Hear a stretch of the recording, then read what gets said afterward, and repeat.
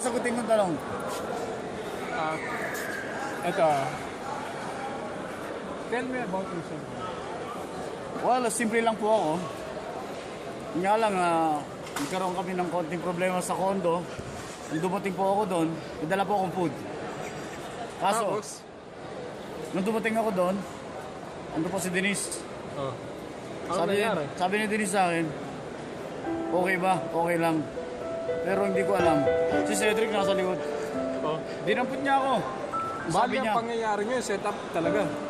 hindi ko alam na ganun pala mangyayari. Kaya sabi ko, Denise, hindi totoo to. Denise, ilang ulit ko sinabi sa kanya. Mamakaawa ako sa kanya. Pero, nung dumating sila, Cedric, dami na.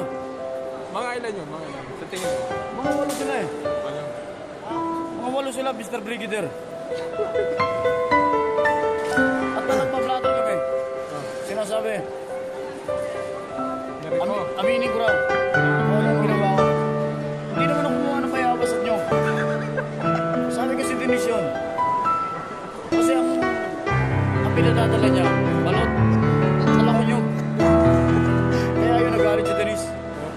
Sakit mo. Pero bakit sabi niya, narito mo na siya? Hindi nga kasi, walang rape na nangyari. Ang totoo niyan, ang dala ko ay nyugat. Direk, sorry. Sorry, Direk. Anong natutunan mo sa pangyayari yan? Natutunan ko sa pangyayaring to. Hindi ka pwedeng magtiwala. Sa tulad ko nasa likod ko.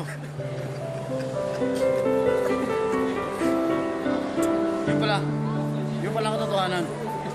Kaya, Denise, ito masasabi ko sa'yo, Denise. Pero muna ka sa ulo, Denise. Dapat ka makalusin. Denise. At ikaw, Cedric, para sa'yo, Cedric. Alam ko, Para sa mga nakapag. marami kong tropa rito, Cedric. Yan, ang leather. Pero, sasabihin ko sa'yo, Cedric, wala akong pakumpare. Wala akong pakumpare sa mga pagkakataong ito, Cedric. Ang kamera, layo.